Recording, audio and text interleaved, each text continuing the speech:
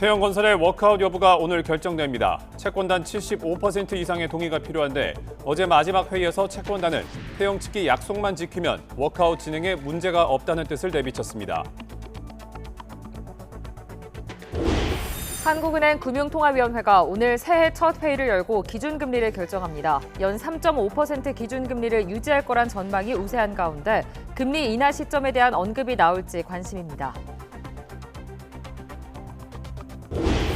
이재명 대표 체제의 민주당을 비판하며 제3지대 신당론을 펼쳐온 이낙연 전 대표가 오늘 탈당을 공식 선언합니다. 하루 앞서 어제 민주당을 탈당하고 신당 창당 계획을 밝힌 원칙과 상식 의원 3명이 추진하는 당에 합류할지도 주목됩니다. 어젯밤 티웨이 항공 소속 민항기가 엔진에서 불이 나 인천공항에 긴급 착륙했습니다. 당시 비행기에는 122명이 탑승하고 있었는데 다행히 인명피해는 없었고 화재 원인은 새와의 충돌로 인한 것으로 전해졌습니다. 국가하천인 경기도 평택 진유천에 유해물질이 유출돼 물고기들이 떼죽음하고 악취가 진동하고 있습니다. 부근에 있는 공장에서 독성 물질이 유출된 건데 평택시청은 어제에 이어 오늘도 긴급 방제 작업을 진행할 계획입니다. 오늘도 서쪽 지방은 종일 초미세먼지 농도가 나쁨 수준을 유지합니다. 아침 기온은 서울 영하 4도 등으로 큰 추위는 없겠고 낮 기온도 예년보다 2에서 3도가량 높겠습니다.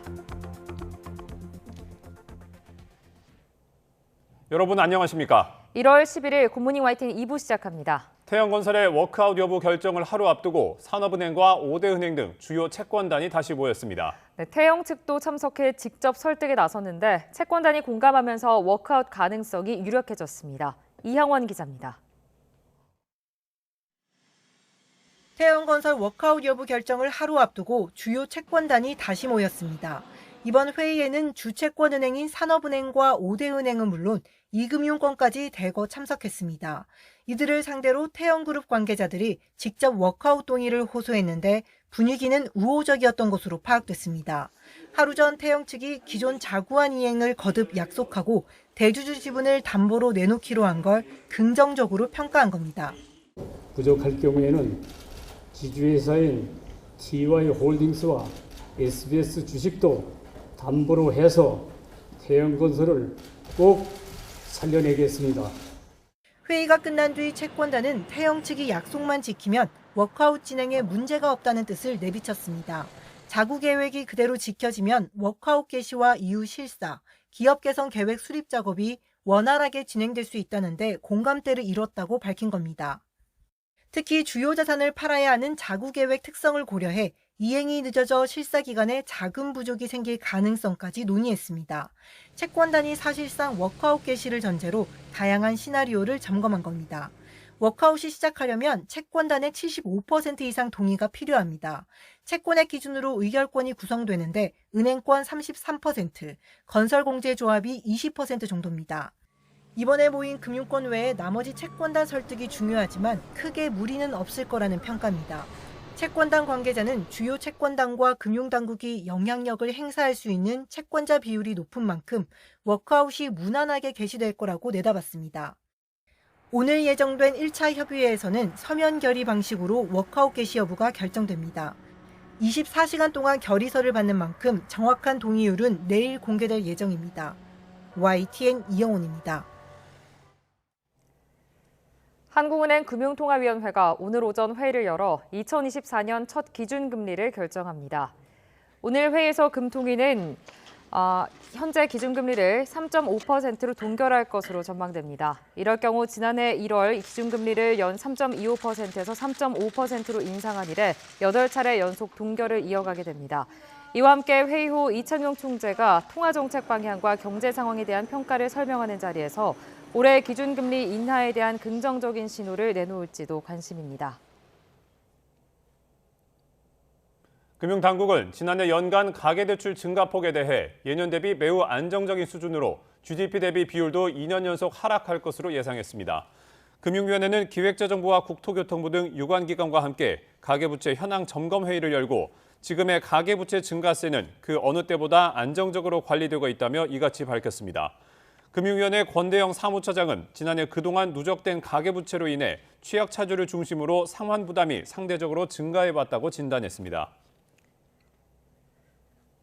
네, 준공한 지 30년이 지난 주택은 안전진단 없이도 재건축할 수 있도록 규제가 대폭 완화됩니다. 정부는 노후 신도시 재정비 예정 지역에서 대통령 주재로 국민과 함께하는 민생 토론회를 두 번째로 열고 이 같은 주택 공급 확대와 건설 경기 보완 방안을 발표했습니다. 정부는 우선 준공 후 30년이 지나면 안전진단 없이도 재건축에 착수할 수 있도록 하고 재개발 노후도 요건을 기존 3분의 2에서 60%로 완화해 사업 착수 요건을 대폭 낮추기로 했습니다. 또 이번 정부 임기 내 첫 착공과 오는 2030년 첫 입주를 목표로 올해 1기 신도시 선도지구를 지정하고 12조 원 규모의 미래도시 펀드 조성을 통해 사업을 속도감 있게 추진할 예정입니다. 더불어민주당 이재명 대표를 흉기로 습격한 피의자 김모 씨가 이 대표가 대통령이 되는 것을 막으려고 범행을 했다고 경찰에 진술했습니다. 경찰은 정치적 신념에 따른 단독 범행으로 결론 내고 사건을 검찰에 넘겼습니다. 차상은 기자가 보도합니다. 이재명 대표를 흉기로 습격한 김모 씨가 경찰서를 나섭니다. 이재명 대표 오늘 태월인데 하실 말씀 있으실까요? 걱정을 끼쳤습니다. 미안합니다. 검찰청에 도착해서는 이 대표가 아닌 국민에게 사과했습니다. 국민에게 걱정을 끼쳐서 미안하게 생각합니다. 수사를 마무리한 경찰은 이번 사건을 정치적 신념에 따른 김 씨의 단독 범행으로 결론 내렸습니다. 이 대표가 대통령이 되는 것을 막을 목적이었다는 게 경찰 설명입니다. 피해자가 대통령이 되는 것을 막고 곧 있을 총선에서 피해자가 특정 세력에게 공천을 주어 다수의 의석수를 확보하지 못하도록. 김 씨가 범행 당시에 소지했고 우편으로 가족에게 보낸 문서, 이른바 변명문에는 자유인들의 구국 열망과 행동에 마중물이 되고자 한다며 범행을 정당화하는 모습도 보였습니다. 김 씨가 범행을 계획한 건 지난해 4월, 변명문도 비슷한 시기에 작성하기 시작해 여러 차례 수정한 것으로 드러났습니다. 경찰은 피의자 김 씨 혼자 범행을 계획하고 실행에 옮겼다며 배후 세력은 현재까지 확인되지 않았다고 밝혔습니다. 동선을 조사한 결과 호의로 태워준 사람 외에는 홀로 움직였고 통화 기록 등에서도 공범은 없는 것으로 나타났습니다. 경찰은 김 씨에게서 이른바 변명문의 우편 발송을 부탁받은 70대도 범행 계획을 알고도 방조한 혐의로 김 씨와 함께 검찰에 넘겼습니다. YTN 차상입니다. 부산에서 흉기에 피습된 뒤 서울대병원에서 치료받던 민주당 이재명 대표는 사건 발생 8일 만에 퇴원했습니다. 병원을 나서면서 이 대표는 상대를 죽여 없애야 하는 전쟁 같은 정치를 끝내야 한다고 강조했습니다. 김경수 기자가 보도합니다. 지난 2일 부산에서 60대 남성이 휘두른 흉기에 목을 다쳐 입원했던 이재명 대표가 8일 만에 병실 밖으로 모습을 드러냈습니다. 혈관 재건 수술 후유증과 감염 우려로 가족 외에는 접견을 자제했던 이 대표는 직접 퇴원 소감을 밝혔습니다. 우리 국민 여러분께서 살려주신 목숨이라 앞으로 남은 생도 오로지 국민들을 위해서만 살겠습니다. 자신도 성찰하겠다며 이제 증오와 대결의 정치를 끝내고 서로 존중하고 타협하는 정치를 복원하자고 제안했습니다. 이제 증오하고 죽이는 이런 전쟁 같은 정치, 이번 사건을 계기로 사라지면 좋겠습니다. 경찰과 소방, 부산대병원 의료진, 그리고 서울대병원 의료진은 따로 거론하며 감사의 뜻을 전했는데 적절하고도 신속한 응급조치로 제 목숨을 구해주신 부산의 소방, 경찰, 그리고 부산대 의료진 여러분께 각별한 감사의 말씀을 전합니다.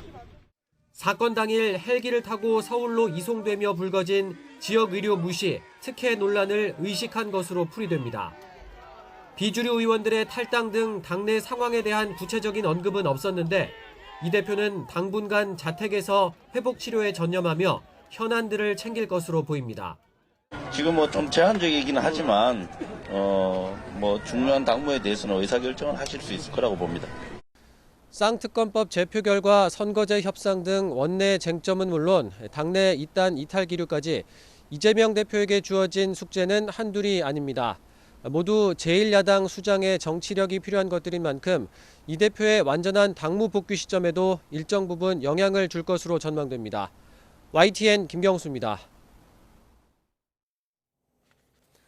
국민의힘 한동훈 비상대책위원장은 피습 사건 8일 만에 더불어민주당 이재명 대표가 퇴원한 데 대해 이런 식의 테러는 민주주의의 적이고 대상이 누구든 간에 절대로 있어서는 안 된다고 거듭 강조했습니다. 한 위원장은 경남도당 신년 인사회 이후 기자들에게 사건이 일어났을 때부터 이 대표의 신속한 쾌유와 범인에 대한 엄정한 처벌을 강조했다며 이같이 말했습니다. 이어 일부 의사단체가 고발장까지 낸 헬기 이송 특혜 논란에 대해선 이 대표를 비난하기보다는 더 나은 응급 의료 체계를 갖추기 위한 정책을 만드는 데 집중하겠다고 덧붙였습니다. 더불어민주당 비주류 모임 의원 3명이 이재명 대표 체제로는 윤석열 정권의 독선과 독주, 무능과 무책임을 심판할 수 없다며 탈당을 선언했습니다. 원칙과 상식 소속 이원우, 김종민, 조응천 의원은 어제 국회에서 기자회견을 열고 방탄정당, 패권정당, 팬덤정당에서 벗어나자고 호소했지만 거부당했다며 이같이 밝혔습니다. 이어 최악의 승자 독식 기득권 정치를 누군가는 끊어내야 한다며 뜻많은 이들이 함께할 수 있는 토론의 광장을 열고 기득권을 내려놓을 수 있는 각오가 돼 있는 모든 세력과 연대 연합하겠다고 덧붙였습니다. 이재명 대표 체제 민주당을 비판하며 제3지대 신당론을 펼쳐온 이낙연 전 대표가 오늘 탈당을 공식 선언합니다. 이 전 대표는 오늘 국회에서 고별 기자회견을 열고 민주당원들에게 23년 동안 몸담아온 당을 떠나는 데 대한 용서를 구하고 향후 계획을 밝힐 계획입니다.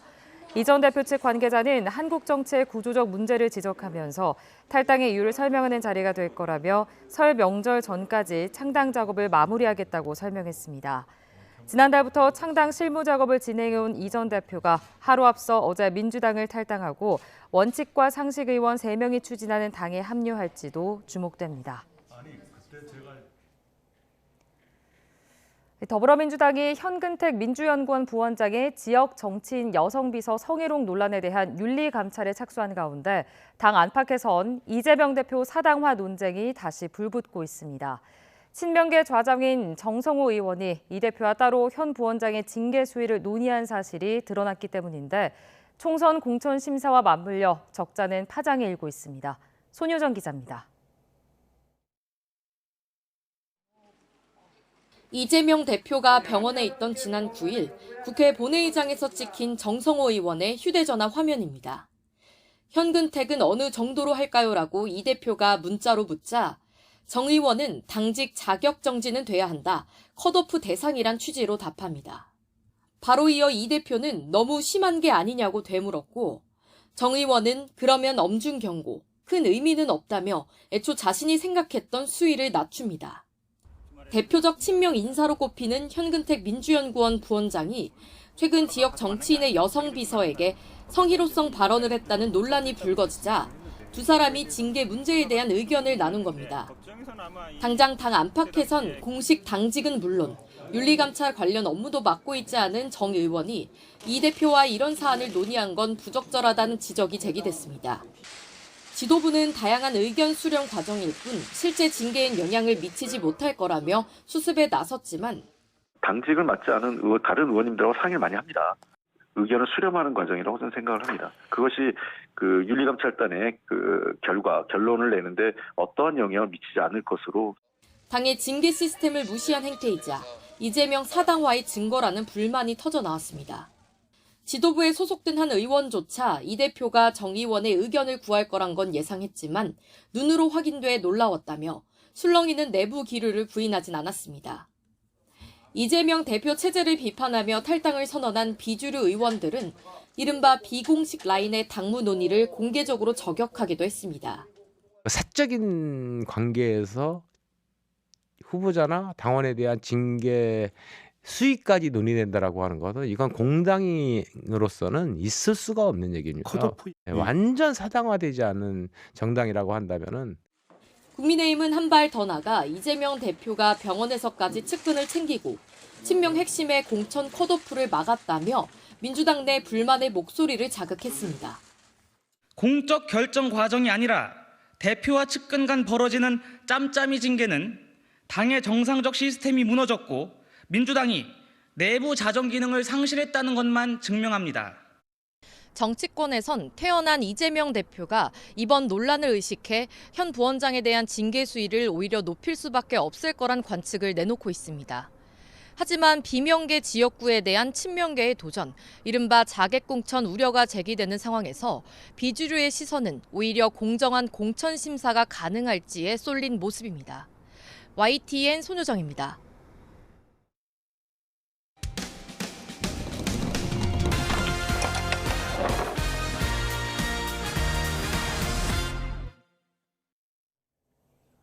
새벽 시간 고열에 시달리는 3살 아이를 데리고 응급실을 찾았다가 소아청소년과 전문의가 없어 진료를 받지 못했다는 제보가 YTN에 들어왔습니다. 부모는 소아과가 문을 여는 아침까지 뜬 눈으로 밤을 지새워야 했는데 YTN 취재진이 야간 어린이 응급실 진료가 가능한지 직접 살펴봤습니다. 제보는 Y 안동준 기자입니다. 지난 6일 새벽 내 아이를 키우는 최지훈 씨 부부는 3살 막내 아들이 40도 가까이 열이 오르자 급히 해열제를 먹였습니다. 열이 떨어지지 않아 곧바로 근처 대학병원 응급실을 찾았지만 소아청소년과 전문의가 없으니 다른 병원에 가보라는 답변을 받았습니다. 단 어디 병원에 있다고 알려주지도 않고 우리 병원은 소아 전문의가 없으니까 응급실에 못 들어갑니다. 119에서 가까운 병원 번호를 보내줬지만 이들 병원 모두 전화를 받지 않았습니다. 급한 마음에 다른 병원 응급실을 찾았지만 소아과 전문의가 없어 진료가 어렵다는 건 마찬가지였습니다. 결국 집에 돌아온 최 씨 부부는 아이 상태가 나빠지지 않기만을 바랄 수밖에 없었습니다. 어떻게 해줄 수가 없으니까 그냥 아픈 것만 보고 있어야 되니까 되게 속상하죠. 지금 시각은 밤 11시입니다. 소아 응급 환자를 진료할 수 있는 병원이 있는지 직접 돌아보겠습니다. 가장 먼저 찾은 대학병원 응급실. 소아과 전문의가 있느냐고 묻자 평일 주간 시간에만 진료할 수 있다는 답변이 돌아옵니다. 소아과 전문의가 좀 계시는지 아니겠습니다. 그럼 진료는 가능한지 외래 가능하시는 때 가능하고. 근처 종합병원도 밤에는 어린이 진료가 어렵다며 다른 병원을 안내해줍니다. 조금 떨어진 또 다른 대학병원을 찾아가 봤지만 상황은 마찬가지였습니다. 종합병원 3곳을 돌았지만 야간 소아 진료가 가능한 병원은 결국 찾을 수 없었습니다. 보건복지부는 야간과 휴일에 진료하는 달빛 어린이병원을 운영하고 있지만 모두 동네 의원급 병원인 만큼 응급 상황에서는 종합병원 진료가 절실합니다. 의사단체는 지난 2017년 이대 목동병원 신생아 사망 사건으로 소아과 의료진이 구속된 이후 처벌에 대한 우려 때문에 소아과 기피 현상이 심해졌다고 지적합니다.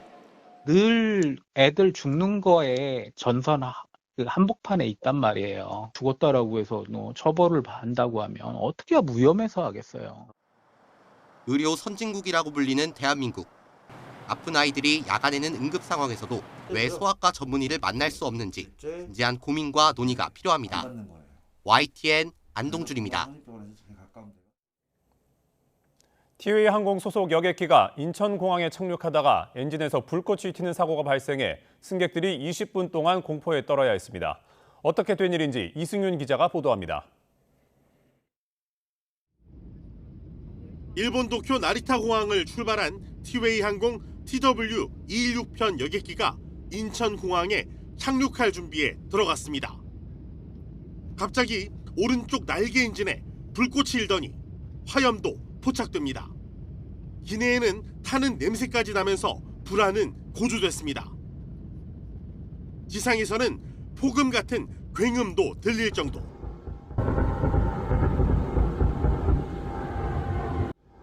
공항 소방대는 활주로로 긴급 출동했습니다. 사고가 난 건 어제 저녁 9시 22분쯤. 여객기는 즉각 착륙을 중단하고 다시 날아오르는 복행을 한 뒤 약 20분 만에 착륙했습니다. 122명이 타고 있었지만 다친 사람은 없었습니다. 하지만 탑승객들은 극도의 불안에 떨어야 했습니다. 번쩍번쩍번쩍거려서 다시 보니까 불 나고 있는 것 같더라고요. 그래서 그때부터 막 손 떨리고 가족들 한마디도 못하고 정말 무서웠어요, 진짜. 네. 비행기 다시 못 탈 것 같아요. 사고기는 보잉 737-800 기종으로 착륙 중 엔진에 새가 빨려 들어간 것으로 확인됐습니다. 버드 스트라이크라고 부르는 조류와 항공기의 충돌은 엔진 손상과 동체 파손 등을 일으킬 수 있습니다. 지난 2019년부터 지난해 8월 말까지 최근 5년간 국내 공항에서는 500건이 발생했는데 2020년 76건에서 재작년 131건, 지난해는 8월까지 76건에 이르는 등 증가 추세에 있습니다. 기후변화로 철새들의 이동 횟수가 낮아지고 한반도 체류와 먹이 활동 시간이 늘어나 항공기와의 충돌 위험도 증가한 것으로 풀이됩니다. 재작년에는 1,100억 원짜리 스텔스 전투기 F-35 알파 한 대도 새와 충돌해 세계 최초로 동체 착륙했고 파손이 심해 지난달 퇴역이 결정됐습니다. YTN 이승윤입니다. 국가하천인 경기도 평택시 청보급 어소리 진위천과 관리천이 합류하는 7.4km 구간에 유해 물질이 유출돼 물고기가 떼죽음 하자 평택시청이 밤까지 긴급 방제 작업에 나섰습니다. 목격자들은 어제 오전부터 진위천과 관리천 물이 수 킬로미터에 걸쳐 파랗게 변했고 물고기들이 떼죽음한 가운데 악취가 진동했다고 전했습니다. 평택시청과 소방당국은 그젯밤 부근에 있는 경기도 화성시 양감면 사류 위험물 보관 창고에서 큰 불이 난 이후 하천 오염이 발생했다고 밝혔습니다. 창고에 보관됐던 물질 중 에틸렌 다이아민은 부식성이 있는 피부 독성 물질로 몸에 흡수됐을 때 알레르기 반응을 일으킬 위험이 있는 강염기성 물질입니다. 어젯밤 11시 반쯤 충북 보은군 내북면 양계장에서 불이 났습니다. 양계장 3개 모두 불에 타 닭 4천여 마리가 폐사했지만 다친 사람은 없었습니다. 소방당국은 출동 1시간여 만에 불을 끄고 정확한 화재 원인을 조사하고 있습니다. 어제 저녁 7시쯤 경남 합천군 청덕면 돼지 사육 농장에서 불이 났습니다. 다친 사람은 없었지만 이 불로 돈사 3개 모두 불에 타 돼지 1,000여 마리가 폐사했습니다. 신고를 받고 출동한 119 소방대는 1시간 반 만에 불을 껐습니다. 주민등록 인구 통계를 집계한 뒤 처음으로 70대 이상 인구가 20대보다 많아졌습니다. 1인 세대 중에서도 70대 이상이 가장 많았습니다. 최기성 기자가 전해드립니다. 행정안전부가 발표한 2023년 말 기준 주민등록 인구 통계를 보면 70대 이상 인구는 631만 9천여 명입니다.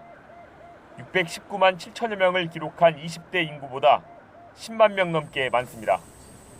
2022년까지만 해도 20대 인구는 641만여 명으로 608만여 명이던 70대 이상 인구보다 많았는데 처음으로 뒤바뀐 겁니다. 주민등록 인구 통계 집계 이래 처음으로 70대 이상 인구가 20대 인구를 추월했습니다. 건강에 대한 관심이 높아지고 의료기술이 발달함에 따라 고령 인구가 증가한 게 주요한 원인이라고 봅니다. 지난해 12월 기준 1인 세대도 993만 5천여 세대로 1,000만 세대에 육박하는 것으로 나타났습니다. 1인 세대를 연령대별로 살펴보면 70대 이상이 195만여 세대, 전체의 19.66%로 가장 높은 비중을 차지했습니다. 이처럼 고령화뿐 아니라 저출산도 이어지면서 인구 감소 흐름도 계속되고 있습니다. 사상 처음으로 주민등록 인구가 줄어든 지난 2020년부터 4년 연속 하향 곡선을 그리고 있는 겁니다. 초등학교 입학 예정 인구도 36만 4천여 명으로 통계 집계 뒤 처음으로 30만 명대를 기록했습니다. 정부는 인구 감소 위기를 극복하기 위해 체류형 인구 개념인 생활인구를 활용하는 방안 등을 마련하겠다고 밝혔습니다. YTN 최기성입니다. 중국이 타이완 상공을 가로질러 위성을 쏘는가 하면 수입 금지 조치를 일부 해제하는 등 강온 양면책을 구사하고 있습니다. 이틀 앞으로 다가온 타이완 대선에서 친중 성향으로 정권 교체를 유도하려는 시도로 보입니다. 베이징 강정규 특파원입니다. 총통 선거를 나흘 앞두고 중국이 발사한 천문위성 타이완 남부 상공을 가로질렀습니다. 중국에서 날아드는 기상 관측 풍선처럼 타이완 표심에 영향을 주려는 인지전입니다. 마침 타이완 외교부장의 외신 기자회견 중에 울려 퍼진 방공 경보. Thank you. The gentleman in the middle. 불안을 더 키운 건 우주 로켓을 미사일이라고 표현한 타이완 국방부의 영문 메시지였습니다. Tactics is classified as gray zone activities. Continue to remind the people here in Taiwan that there's a danger of war in between Taiwan and China. 전투기와 군함을 동원한 중국군의 무력 시위는 오히려 일상적 수준으로 수위를 조절하고 있습니다. 民进党当局故意炒作所谓大陆军事威胁，渲染紧张气氛，完全是为了谋取选举利益。 반중 정서가 팽배했던 4년 전 대선과 달리 이번엔 양안 관계 개선을 원하는 표심도 만만치 않습니다. 중국이 타이완과 가까운 푸젠성에 양안 융합발전 시범구 계획을 잇따라 내놓는 배경입니다. 지난 연말 대만산 열대 과일과 생선에 대한 수입 금지 조치를 해제한 것도 마찬가지입니다. 집권당의 텃밭인 타이완 남부 지역 표심을 겨냥한 유화책입니다. 국민당 후보와 민중당 후보는 양안 관계를 좀 개선해야 된다는 후보입니다. 두 후보의 지지율을 합치면은 월등히 앞서죠. 민중당 후보를. 타이완 대선도 내정이라고 부르짖는 중국. 양안 경색 국면에 대한 피로감을 부각하면서도 반중 표심은 자극하지 않는 막후 선거전을 벌이고 있습니다. 베이징에서 YTN 강정규입니다.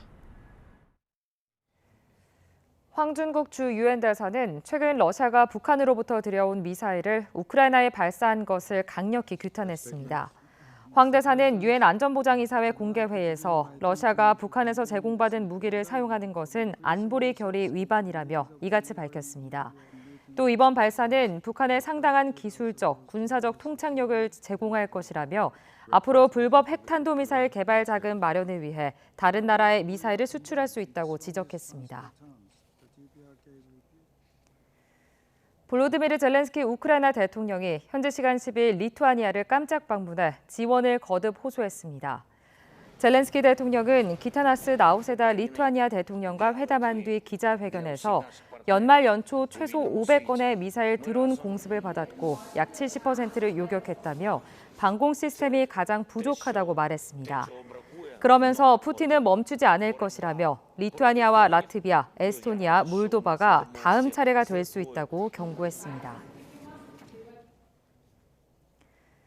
러시아와 중국의 외교수장이 전화통화에서 한반도 주변 상황 등을 논의했다고 러시아 외무부가 밝혔습니다. 외무부 성명에 따르면 세르게이 라브로프 러시아 외무장관과 왕이 중국 외교부장은 한반도 주변 정세와 아시아 태평양 지역 상황, 우크라이나 위기와 가자지구 문제 등 국제의제를 논의했습니다. 또 양국 간 정상과 최고위급의 향후 접촉 일정도 검토했습니다. 남미 국가 에콰도르에서는 폭력 조직이 판을 치는 무법 사태가 이어지고 있습니다. 거리 곳곳에서 총격전이 벌어지면서 전쟁터를 방불케 하고 있는데요. 주민들은 공포에 문을 걸어 잠근 채 숨을 죽이고 있습니다. 신웅진 기자입니다. 복면을 쓴 사내들이 길가에 서 있는 차량으로 뛰어갑니다.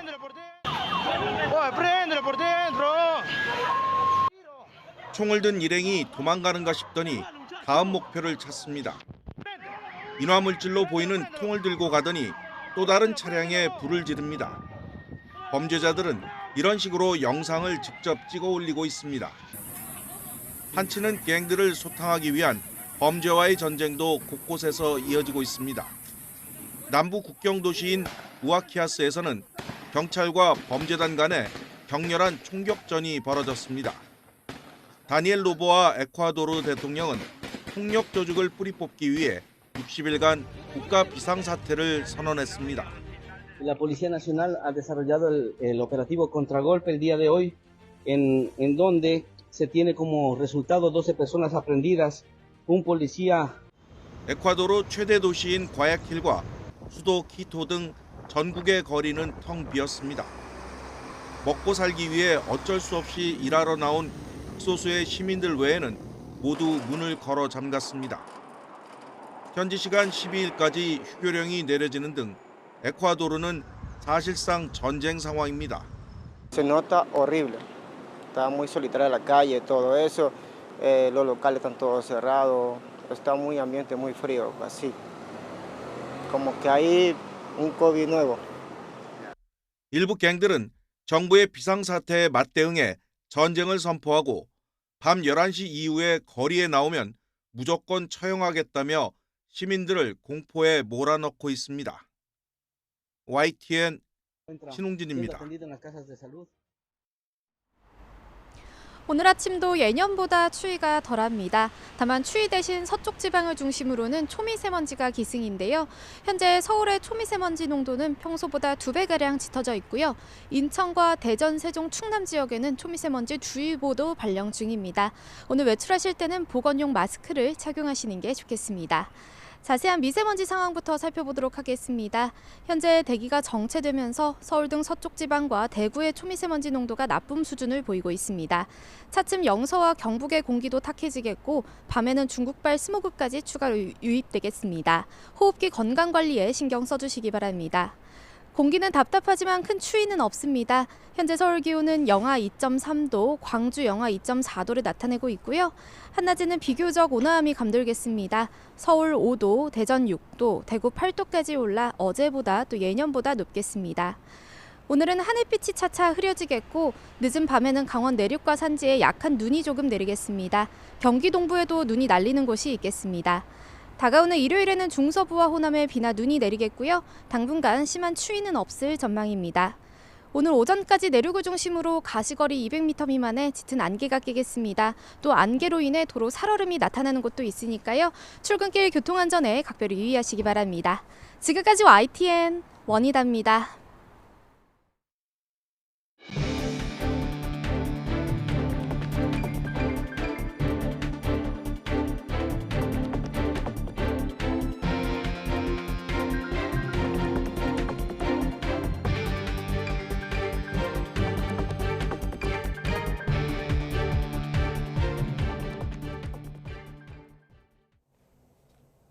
세계 최대의 IT 전자박람회 CES가 개막 2일차를 맞았습니다. 네, 톡톡 튀는 아이디어로 무장한 전 세계 스타트업 회사들이 한 곳에 모였다고 하는데요. 현장에 나가 있는 취재기자 연결해 보겠습니다. 김태민 기자. 네, 미국 라스베이거스입니다. 네, 주변이 굉장히 시끌벅적해 보이는데 오늘 전시장 어떤 곳입니까? 네, 지금 제가 있는 곳은 CES의 여러 전시장 가운데서 신생기업들이 한 곳에 모여있는 유레카관입니다. 아직 규모가 크지 않은 신생기업들이 자신들의 혁신 제품을 소개하고 또 아직 실현되지 않은 아이디어들을 소개하는 자리입니다. 투자를 받고 또 해외 시장을 개척하기 위해서 정말 많은 사람들과 기업들이 모여있는데요. 그런 만큼 열기도 굉장히 뜨겁습니다. 우리나라와 일본, 프랑스, 네덜란드 등 다양한 나라들이 국가 전시관을 설치해 자국 기업들을 홍보하고 있고요. 대학과 지자체들도 저마다 소속 연구기관과 지역 기업들을 위해 지원을 아끼지 않고 있습니다. 관람객들의 눈길을 사로잡는 새로운 제품과 기술도 많았습니다. 농사에 필요한 물을 90%나 줄여 극한 환경에서도 농장을 만들 수 있는 스마트팜으로 CES 최고 혁신상을 받은 이 기업에는 문의가 끊이질 않았는데요. 업체 대표의 말 들어보겠습니다. 극지방에서 이제 재배하고 싶으신 분들 계셨고요. 사막 지역에서 하고 싶으신 분들도 계셨고요. 그래서 다양하게 그런 이제 작물 재배가 어려운 지역 그리고 원양 어선에서도 설치를 하고 싶다라는 그런 러브콜을 받았습니다. 이 밖에도 시각장애인들을 위해 크기를 줄이고 촉각 반응을 주는 소형 자판기, 원하는 영양소가 원하는 장기에 흡수되도록 설계한 스마트 캡슐을 만든 우리 기업도 각각 최고 혁신상에 영예를 안았습니다. 이처럼 CES 최고 혁신상을 수상한 27개 제품 서비스 가운데 우리 기업이 8개를 차지하면서 그 창의성을 인정받고 있습니다. 이 밖에도 국내 대기업들이 자체적으로 투자 육성하는 신생 기업들도 톡톡 튀는 아이디어로 이곳 유레카관에서 관람객들을 만나고 있습니다. 지금까지 미국 라스베이거스 CES 현장에서 YTN 김태민입니다. 한국은행 금융통화위원회가 오늘 새해 첫 회의를 열어서 기준금리를 결정합니다. 네, 연 3.5% 기준금리를 유지할 거란 전망이 우세한 가운데 금리 인하 시점에 대한 언급이 나올지 관심입니다. 나연수 기자입니다. 연 3.5%, 지난해 1월 설정된 기준금리가 어느덧 해를 넘겨 이어지고 있습니다. 한국은행 금융통화위원회의 새해 첫 회의에서도 8연속 금리 동결이 유력합니다. 미국을 비롯한 주요국의 추가 긴축 가능성이 몹시 낮은 데다 부동산 PF 등 고금리 기조에서 발생한 위험 요소를 고려하면 일단 금리를 더 올릴 여지는 적습니다. 하지만 곧장 낮출 수도 없어 보입니다. 가계부채 증가세가 여전한 데다 물가 오름세도 아직 목표치를 크게 웃돌고 있기 때문입니다.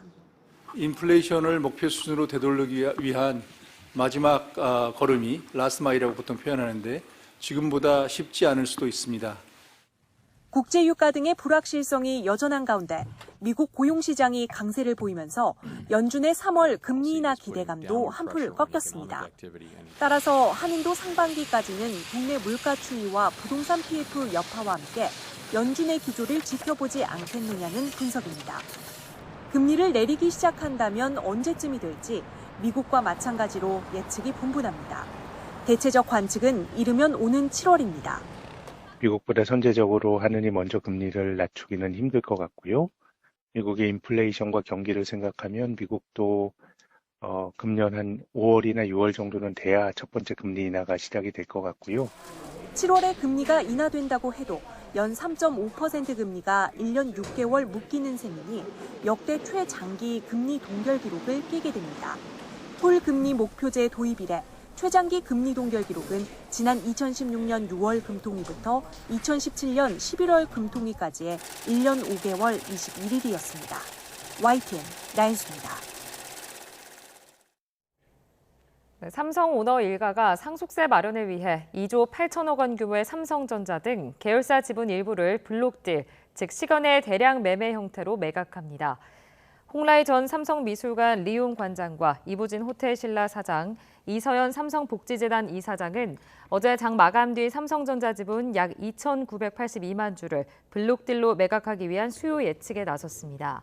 매각을 추진하는 삼성전자 지분은 홍라이 전 관장 0.32%, 이부진 사장 0.04%, 이서연 이사장 0.14%로 주당 매각가는 어제 종가인 73,600원에서 1.2%에서 2% 할인된 수준입니다.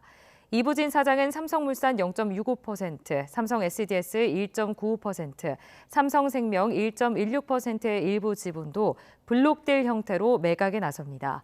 이번 블록딜 거래는 오늘 개장 전 마무리될 예정으로 알려졌습니다. 더불어민주당 이재명 대표를 흉기로 찔러 살인미수 혐의를 받는 피의자 김모 씨는 이 대표가 대통령이 되는 것을 막으려고 범행을 저질렀다고 경찰에 진술한 것으로 알려졌습니다. 부산경찰청 수사본부는 최종 수사 결과를 발표하는 브리핑에서 김 씨가 이 대표가 대통령이 되는 것을 막고 총선에서 특정 세력에 공천을 줘 다수 의석을 확보하지 못하게 하려고 범행을 저질렀다고 밝혔습니다. 경찰은 이어 이 대표 재판이 연기되는 등 제대로 처벌받지 않는 것 같다는 생각에 범행한 것으로 보인다고 말했습니다. 경찰은 압수물 분석과 디지털 포렌식 조사, 통화 내역 행적 분석 등을 통해 현재까지 범행을 공모한 공범이나 범행을 교사한 배후 세력은 없다고 밝혔습니다. 지난 2일 부산에서 피습된 뒤 서울대병원에서 치료받던 민주당 이재명 대표는 사건 발생 8일 만에 퇴원했습니다. 이 대표는 어제 병원을 나서며 기자들과 만나 심려를 끼쳐 죄송하고 감사드린다. 국민 여러분께서 목숨을 살려주셨고 앞으로 남은 생도 오로지 국민을 위해서만 살겠다고 말했습니다. 이어 증오와 대결의 정치, 상대를 죽여 없애야 하는 전쟁 같은 정치를 이제는 종식해야 한다며 이번 사건을 계기로 우리 모두 돌아보고 자신 역시 성찰하고 노력하겠다고 언급했습니다. 이재명 대표가 피습 8일 만에 퇴원한 날 공교롭게도 당내 대표적 비주류 의원 3명은 동반 탈당을 선언했습니다. 이 대표 체제로는 기득권 정치를 타파할 수 없다며 신당 창당까지 계획하고 있는데 우선 이낙연 전 대표와 손잡을 가능성이 커 보입니다. 박기환 기자가 보도합니다. 민주당 내 비주류 의원 모임 원칙과 상식에 소속된 이원욱, 김종민, 조응천 의원이 예고한 대로 당과의 결별을 공식 선언했습니다. 한 달 넘게 이재명 대표의 사퇴와 통합비대위 구성 등을 요구했지만 이 대표가 끝내 거부했다는 겁니다. 그냥 이재명 중심의 단결만 외치고 있습니다. 우리는 방탄정당, 패권정당, 팬덤정당에서 벗어나자고 호소했습니다. 하지만 거부당했습니다. 고심 끝에 윤영찬 의원이 당 잔류를 결정한 데 대해선 당혹스럽지만 각자 정해진 길을 가겠다고 밝혔습니다. 4명 가운데 1명이 대열에서 빠졌지만 예정된 정치 행보를 차질 없이 밟아가겠다는 뜻으로 해석됩니다. 실제로 민주당 탈당파 3위는 이재명 대표와 윤석열 대통령을 싸잡아 비판하며 신당 창당 의지를 강조했습니다. 조만간 구체적인 계획을 내놓을 거라며 오늘 탈당을 예고한 이낙연 전 대표에게 먼저 손을 내밀었습니다. 자기 기득권을 내려놓을 각오가 되어 있다면 모든 세력과 연대하고 연합할 것입니다. 정치개혁의 주체를 재구성하겠습니다. 민주당이란 같은 뿌리를 두고 있는 이낙연 전 대표 측 역시 탈당파가 추진하는 신당에 합류할 가능성까지 열어두며 화답했습니다. 최소한 우리가 인식을 같이 하는 지금 상황에 대해서 같이 개탄하고 걱정하는 이런 입장에 있는 사람들은 하나로 하리라고 믿고 또 그렇게 기대하고 있습니다. 이재명 대표 퇴원 당일 이뤄진 비주류 의원들의 이별 통보에 친명계에서 날선 반응들이 쏟아졌습니다.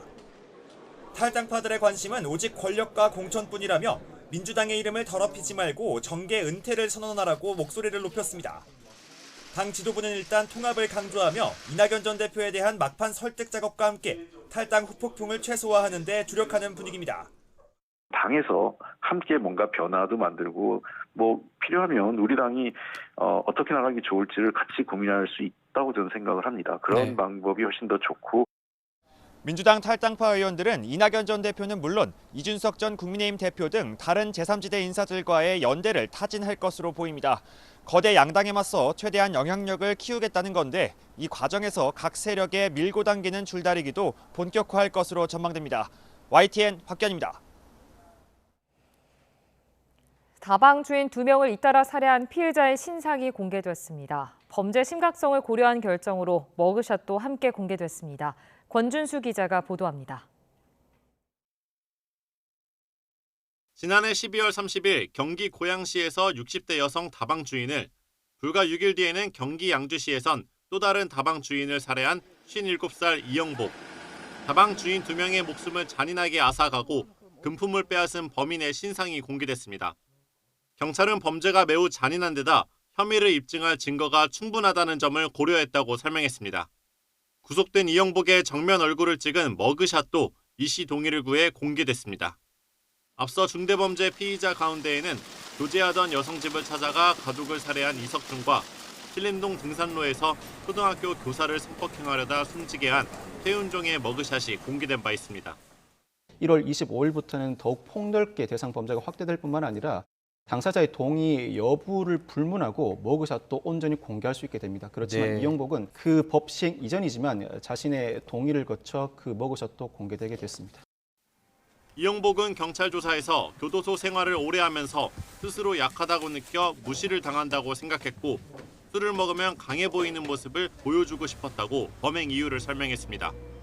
그러면서 서울을 거쳐 강원도 강릉까지 도주한 이유를 묻는 질문에는 그냥 무서워서 도망갔다고 대답했습니다. 경찰은 이르면 이번 주 안으로 이 씨에 대한 조사를 마치고 검찰에 넘길 방침입니다. YTN 권준수입니다.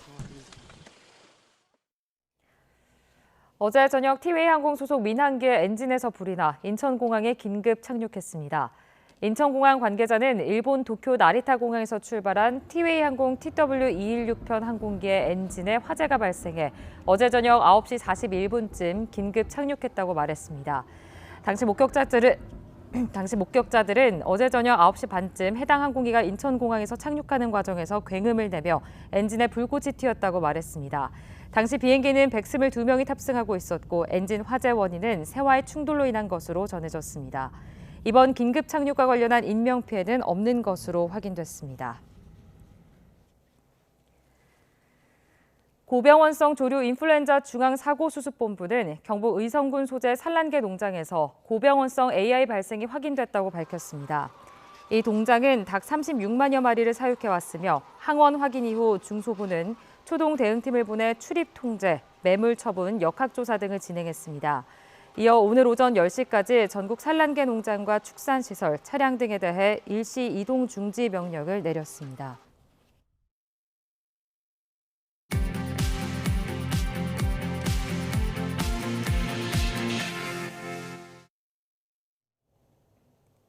이 시각 세계는입니다. 일본 노토반도 강진 이후 북은 원전 앞바다에서 기름막이 발견됐다는 소식 며칠 전에 전해드렸는데요. 그보다 60배나 넓은 기름막이 또 발견됐습니다.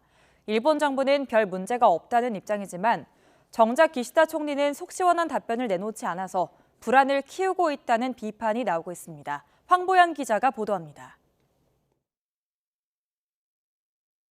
새해 첫날 노토반도 서쪽에 있는 시카 원전에서 서있기가 불가능할 정도의 진도 7이 관측됐습니다. 이때 충격으로 원전 변압기 배관이 손상돼 지난 7일 원전 배수구 주변 바다에서 가로 10m, 세로 5m의 기름막이 발견됐습니다. 그런데 이게 다가 아니었습니다. 그때보다 60배나 넓은 기름막이 부근 바다에서 또 발견된 겁니다. 원전을 운용하는 전력회사나 일본 정부 모두 안전상의 문제는 없다고 밝혔습니다. 今回の変圧器の故障ということが直接その発電所の安全に何か影響を及ぼすものであるというふうには考えておりません。 냉각수 중 일부가 흘러넘쳤고 공기 중 방사선량을 측정하는 계측기 120개 중 18개는 한때 먹통이 되기도 했습니다. 이런 문제 역시 전력회사나 일본 정부 모두 대수롭지 않다는 입장. 하지만 2011년 후쿠시마 원전의 악몽을 또렷이 기억하는 사람들은 이 말을 곧이곧대로 믿지 못합니다. 기시다 총리의 이해하기 힘든 대응이 문제를 키우고 있다는 지적도 나옵니다. 지난 4일 진행된 연두 기자회견 모습입니다. 40분이 지나 회견을 마무리하려 하자 한 기자가 원전 질문도 받아달라고 요구합니다.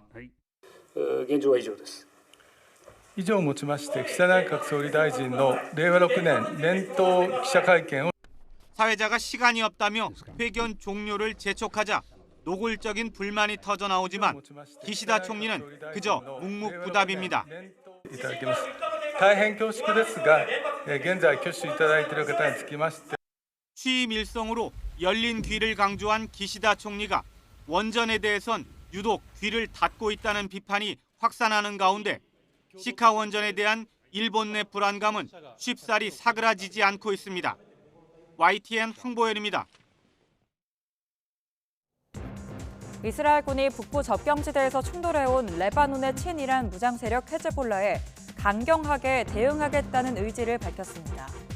헤르지 할라비 이스라엘군 참모총장은 자국군 장병들을 향해 이제껏 해온 일을 감안하면 레바논에서도 해체하지 못할 마을이나 요새는 없다고 말했습니다. 하마스는 이스라엘이 전면 휴전 요구에 응하지 않을 경우 억류 중인 인질의 생사를 보장할 수 없다고 밝혔습니다. 오마스 함단 하마스 대변인은 기자회견에서 네타냐후와 그의 군사령관이 조건에 동의하지 않을 경우 인질들은 살아서 가족에게 돌아갈 수 없을 것이라고 말했습니다. 미국 백악관은 북한과 팔레스타인 무장정파 하마스의 군사적 연계 가능성을 부인했습니다. 존 커비 백악관 국가안보회의 전략소통조정관은 브리핑에서 관련 질문을 받고 하마스와 북한 사이에 어떤 군사적 협력이 있다는 조짐에 대해 인지하지 않고 있다고 답했습니다. 취임하자마자 국가의 근간을 흔드는 폭력 사태를 마주한 세계 최연소 국가 지도자 다니엘 노보아 에콰도르 대통령이 사회 혼란을 주도하는 갱단을 향해 전쟁을 선포하고 강력한 대응에 나섰습니다. 36살의 노보아 대통령은 현지 매체와 인터뷰에서 현재 목격되는 폭력의 물결은 갑자기 나온 게 아니라 우리 정부의 강력한 보안 강화 계획에 반발한 범죄 집단에 의해 조장된 것이라고 말했습니다. 도널드 트럼프 전 미국 대통령이 재임 시절 우르줄라 폰데어 라이엔 유럽연합 집행위원장의 면전에서 EU가 공격을 받더라도 미국이 도우러 가거나 지원하는 일은 절대 없을 것이라고 말한 일화가 공개됐습니다. 현지 시간 10일 정치 전문 매체 폴리티코에 따르면 티에리 브루통 EU 내수시장 담당 집행위원은 유럽의회 행사에서 트럼프 전 대통령이 2020년 스위스 다보스 포럼 때 열린 비공개 회의에서 이같이 말했다고 주장했습니다. 지금까지 이 시각 세계는 이었습니다.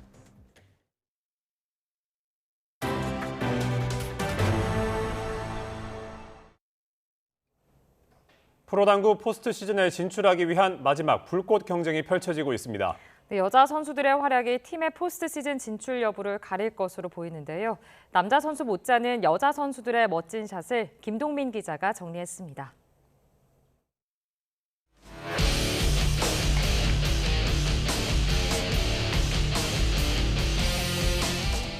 시즌 초반 부진했던 디펜딩 챔피언 블루원. 수롱이 밀어치기 바운딩 샷으로 경기를 끝냅니다.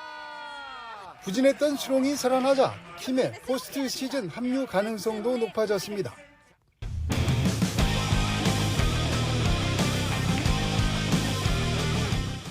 하나카드의 김가영도 에이스 역할을 하고 있습니다. 절묘한 타이밍으로 충돌을 피한 뒤 포쿠션으로 득점에 성공. 정확한 두께와 힘 조절로 4연속 득점에 성공하더니 한 점 차 박빙에서는 3뱅크로 경기를 끝내며 팀의 승리를 결정짓습니다.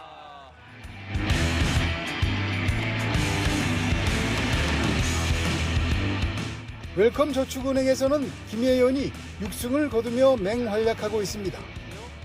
좁은 공간에서 절묘한 길게치기로 분위기를 가져오더니 대회전 뱅크샷으로 2점을 따라가고 뒤돌리기로 경기를 뒤집으며 복식 경기를 가져옵니다. 팀 리그 챔피언을 가리는 포스트 시즌에는 모두 5팀이 출전합니다. 라운드 우승팀 NH농협카드와 SY, 크라운 혜태 외에 나머지 2팀은 오는 일요일에 끝나는 최종 5라운드 순위에 따라 정해집니다. YTN 김동민입니다. 오늘도 호흡기가 약하신 분들은 초미세먼지를 주의하셔야겠습니다.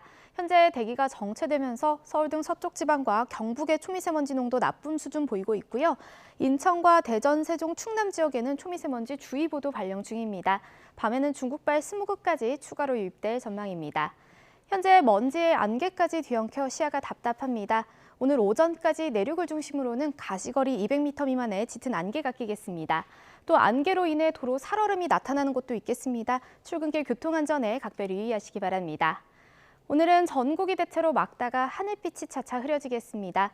늦은 밤 강원도에는 약한 눈이 조금 내리겠습니다. 또 동해안을 중심으로는 바람이 강하게 불겠습니다. 오늘 아침도 예년보다 추위가 덜합니다. 현재 서울 기온은 영하 2.3도, 강릉 2.2도를 나타내고 있고요.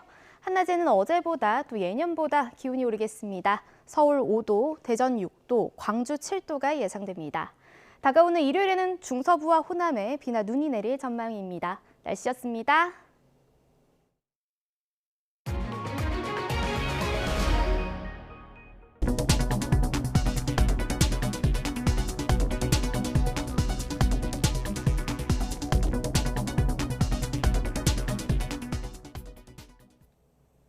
굿모닝 YTN 2부 마칩니다. 잠시 후 6시 50분 3부에서 뵙겠습니다.